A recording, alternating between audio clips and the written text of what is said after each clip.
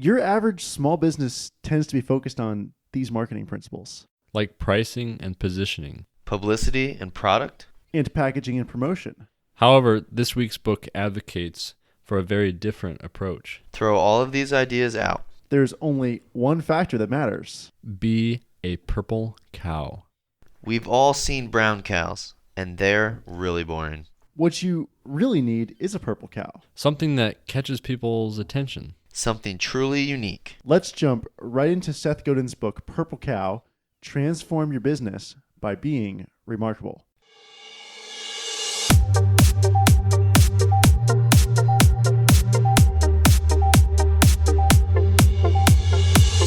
Welcome back. You're listening to Motivation Minute, where we unravel the timeless truths in all those books you've been wanting to read so that you don't have to. And this week's book is Purple Cow. And for this book, you might realize there's a voice missing from the show this week. Jiraiya is gone this week. I can't believe it. Where is Jiraiya? Where's Jiraiya? We were at episode 56 or 57. I can't remember. And he disappeared. If anyone knows where he is, give us a call. Yeah. But we have a special elevated guest to co-host for this week. Andrew Smith, a returning guest. Welcome back to the show, Andrew. Oh, it's awesome to be here. I'm glad to fill in for Jiraiya today. And I'm sure you have big shoes to fill, and I hope you do your best at it. Yeah, I hope I don't let anybody down. We also have Austin Groff here as well. Yeah, it's awesome to be here. I'm super excited about this week's show. And for our listeners who don't know what you do, what do you do? I am a concessionaire. So I basically have a food truck. I have 2 food trucks.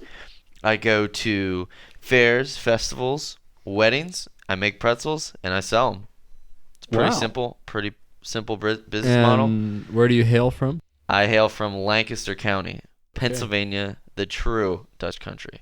That's true. And, we have Lancaster, Montana, and Maryland all in the same room, which is pretty unique. You're at my house. That's right. This week's book is all about the way marketing works now is just too ordinary. You have to be remarkable to catch anyone's attention these days. Yeah, and I actually wonder, was there ever a time when you didn't have to be remarkable? I think there was, because now we just have so many choices and so little time to pick between them that you need something that catches your eye and says, this is why I'm going with this thing. Like, it used to be local. So in Libby, where you live, right, you've still got Ace Hardware. That's your hardware store. Right. I have probably 30 hardware stores to choose from within, a 30-mile radius. Sure. So there's a difference in terms of the number of choices you have. Yeah. So when you first flip open the book, you're gonna read a lot about the TV revolution, televised advertisements, and I think what was remarkable during the TV revolution and the TV days, I guess I should say, was just the fact that it was on TV, right? Right. I mean, now in the post-TV revolution... So now, what's the new remarkable? What's the new remarkable? Everyone can be on Instagram. Right. Everyone can be on YouTube. Right. Is there anything elite? It's like there's no club anymore of people that are in the I'm remarkable group. In a sense, you have to find something beyond what your product does to sell it by. You're just trying to make a product that works. But people don't care if it works anymore. They don't. They just care that it stands out. So I think Austin should define purple cow without using the word remarkable. Yeah, because the book talks about being different. So it's not just being remarkable, it's being outrageous. Huh. Like not worrying about, say, offending anybody with your marketing or your product, or what are you saying outrageous? Like so different that it could generate criticism. And in the process of trying to be remarkable, we end up trying to appeal to way too broad an audience. And what this book talks about is it's really the sliver of people who care that matters. Yeah, I think the book defines that sliver as sneezers. They call them sneezers. Yes, I like that. Yeah, it was interesting. Like, you imagine a sneeze, okay, achoo, you spread it. And a sneeze goes a lot further than you think. It goes a lot further than you think and that you can see. But a sneezer is someone that they specifically target, that they know is going to be so excited about the product that they're going to tell their friends, and they're going to wear it every day. They may wear merch with the logo. They may, just because they're that involved, and it's a very, very small group of people, but their marketing influence is way better than if you were trying to target everyone. You do not need a group of people to be aware of you in order to sell to them. We all know Kmart exists. Yeah. And what does that mean for us? Do we buy things? Do we go, let's go to Kmart and buy this? I don't think about that first. Not at all. And what's interesting is the book was written in 2003. Yeah. And it made this exact quote. What about Kmart? Everyone is aware of Kmart. Yeah. So right. what? And that was in 03. So what? So that what? was in 03. Probably at the height. We're talking 15 years later, and we're still wondering how Kmart can keep their parking lot clean. Which they don't. But the problem with modern advertising is it aims for the majority. But if you can get the early adopters on, they're the ones that are the innovators, the really adopters, they're the ones that are going to sneeze it to the majority.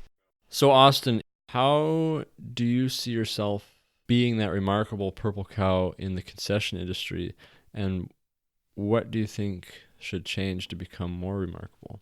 Yeah, I think that's a really good question. My product as a whole and the industry I work in is very similar. It's pretty boring and plain. So I think that from when I read the book, it was more than just be different. It was be outrageous. So I'm thinking I might just be like a little off the wall. maybe I get on a hoverboard in a pretzel suit and hand out pretzels, like samples. Yeah. Like that would be outrageous. I've been to so many fairs and festivals and I've never seen it. Do you think the fair and festival atmosphere as a whole is getting boring? Yes, absolutely. Usually every year I have the same customers typically. At some of these places I've been there for 10, 15 years. The business itself has.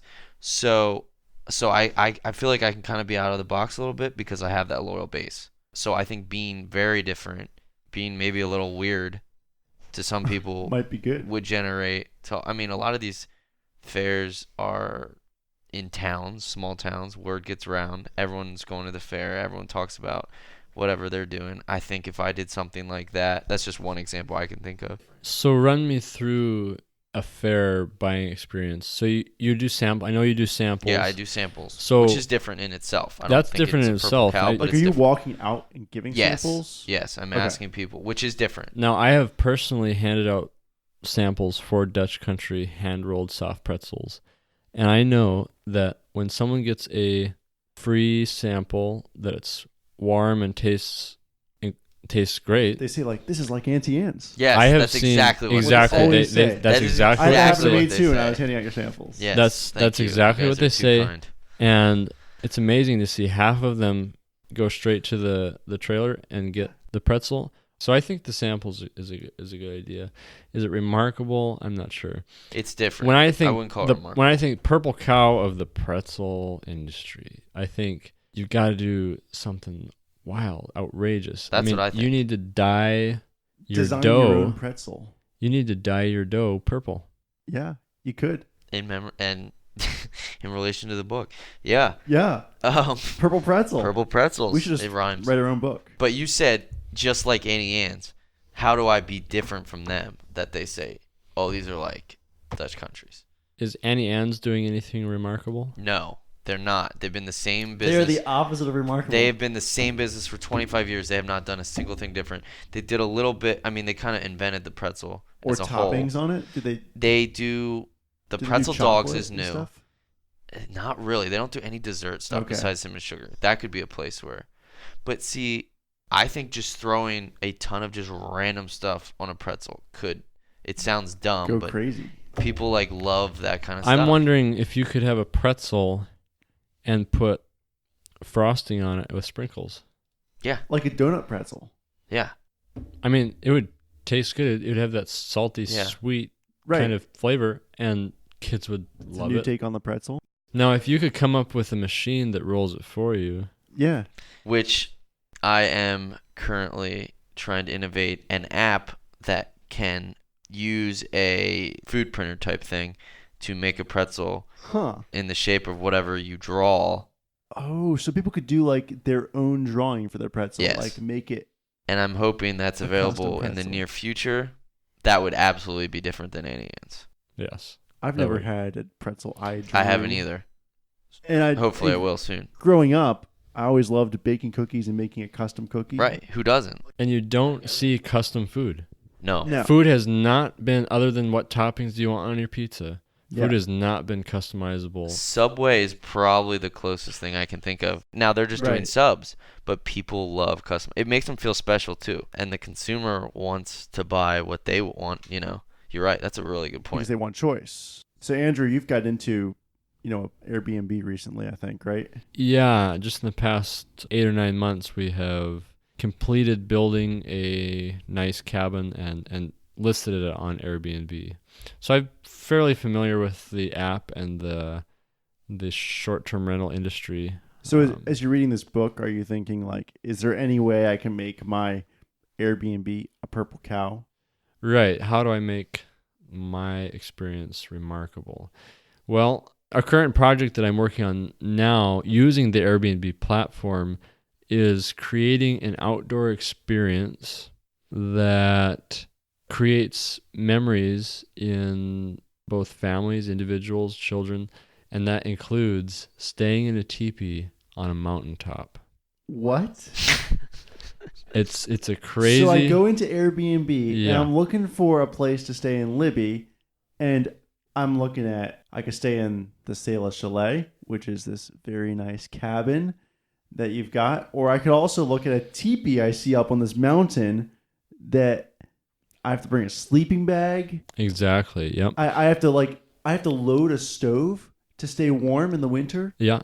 Sure. Exactly. Who hasn't been? I mean, everyone's been in a tent, but very few people have. I've So never been in who a wants to teepee. do this? So this is one of those situations where it would make no sense to market to everyone. You would literally be marketing to a niche group of people that have the supplies And they're the innovators. to come. They are probably the innovators by far, Absolutely. but they're seeking out outdoor experiences to make memories So they with wanna be their adventurous. kids. Yeah, or that with are their, more they actually adventurous. have that adventurous spirit, and they are okay with the basics of camping, which one of them is maybe you're gonna have to use an outhouse. Yeah, maybe which is, it's and different for in people. this situation, yeah. you have a soft-sided tent and there's bears in the area. You're going Wow. you're going to have to hang your food in a tree in order to not attract bears into the teepee. It's this kind of experience that it's a little bit edgy. I mean, it's an It is adventure. edgy.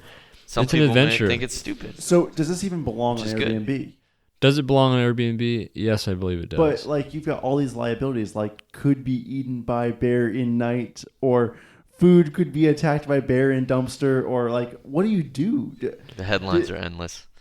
Yeah, endless headlines. But I'm sure there's a group that would do this. I think this place could be remarkable for even locals who live in the mountains, who live in Libby, which is already a beautiful place, which is already full of campgrounds.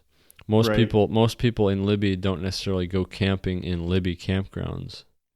Yeah, But- it would be. It's like camping in That's your true. backyard. It'd be like- camping in your backyard. Why would you do that? Yeah. But I will say the inspiration for this came from an experience I had at my bachelor party.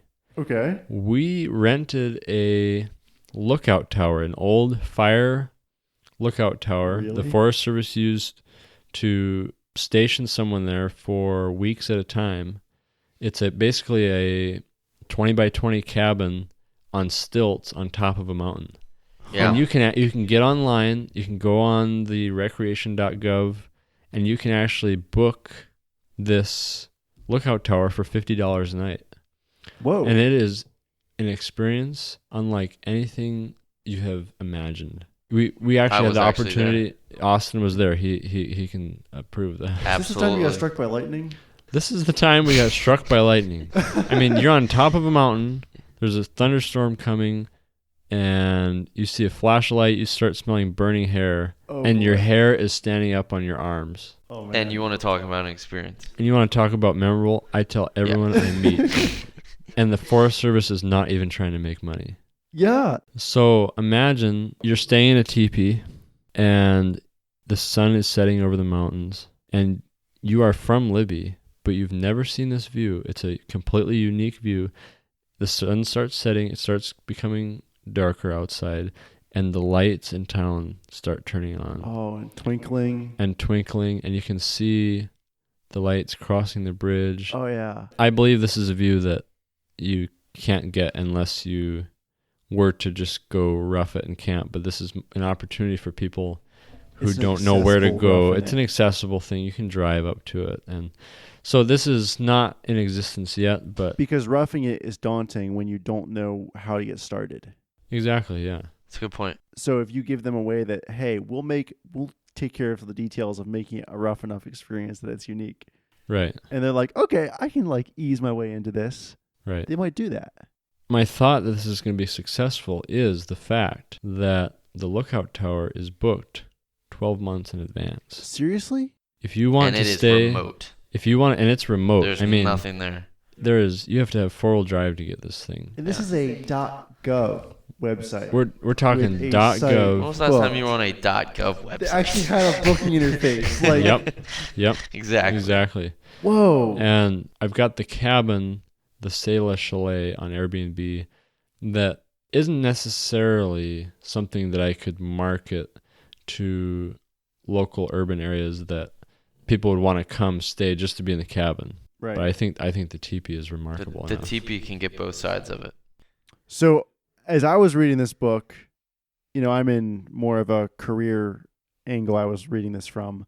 And one of the things I saw was that you could be a purple cow in business, but you can also just be a purple cow as a person.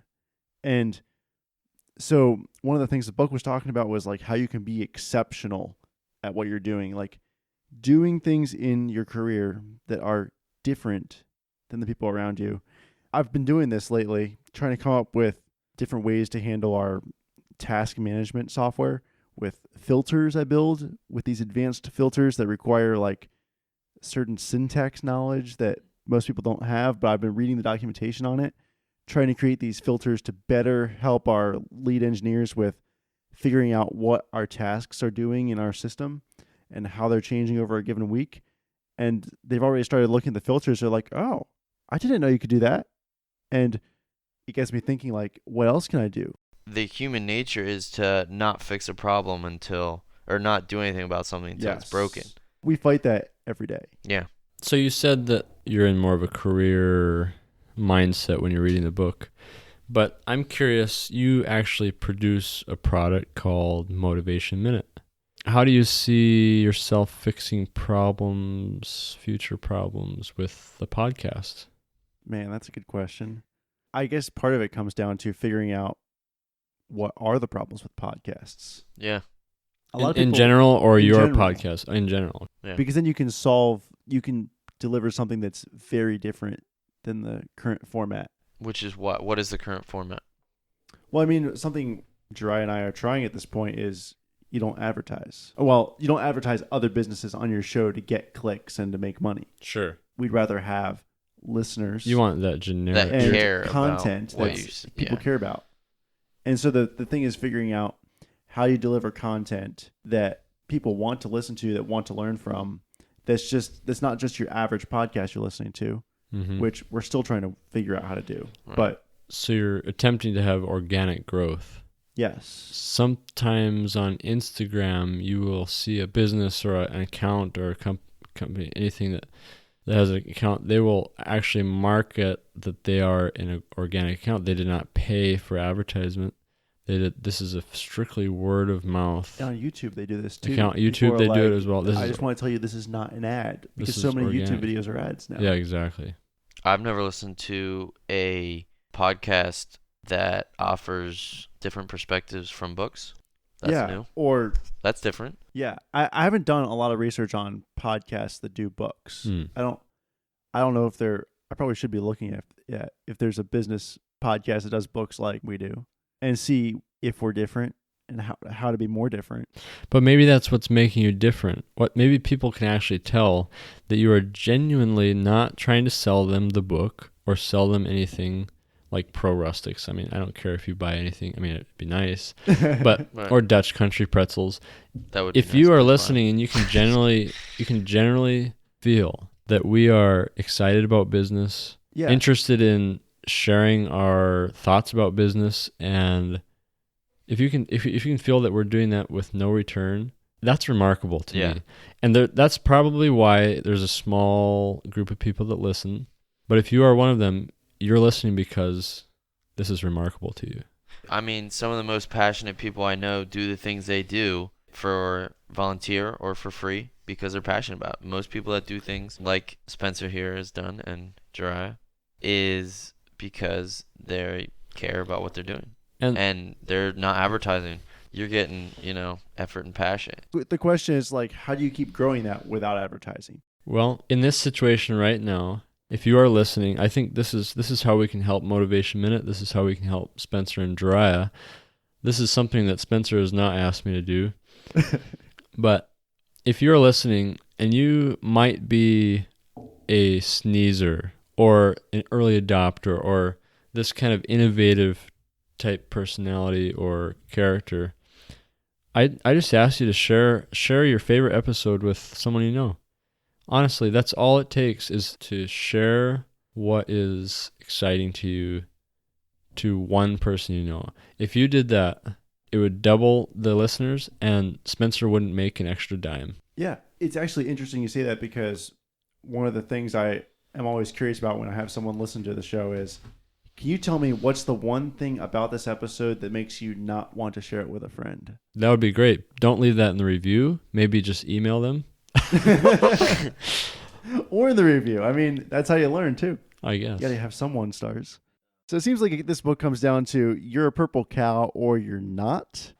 Don't be boring. Safe is risky, and very good is bad. I would also add, criticism does not always lead to failure. True. The top of my list, awareness does not equal selling. Yeah. Austin, where can we find your business? Where can we connect with you? Yeah, I'm on Dutch Country Hand-Rolled Soft Pretzels. I'm on Facebook. I'm working on Instagram. Cool. I'm still in the infancy of all that. I'm also trying to open up a brick-and-mortar location in Mount Joy, Pennsylvania. Yes, very excited about that. I'm going to try to be outrageous. First brick and mortar. First brick and mortar. Yes. You heard us talk about one of my Airbnb experiences called the Sailor Chalet. Go ahead and Google that if you want to see what I'm doing with that. And also, you know that I run a small-scale wood shop out of Libby called ProRustics Home and Furnishings. We've got a website. We've got every social media account you can think of. Just throw that into Google and you'll find plenty. Bar stools, cabinets. You name it. I have some of those pieces in my shop. I will, and they're fantastic. That's cool. I can Thank vouch for you. them. Appreciate that. We do a book like this every week. Just tap that subscribe button if you haven't already. We're on iTunes, Google Play, Stitcher, and pretty much any podcast app you can find us on. We have a survey at the website, motivationminute.com, and click the survey button. We want to hear the books you want to hear on the upcoming episodes, and you might get on as a guest like Andrew and Austin here. So thanks, guys, for coming on. It was fun to have you. Thank you very much. Yeah. It's been an honor. Thanks for having me again. Glad I could be here. Yeah, and we will see you guys again next week.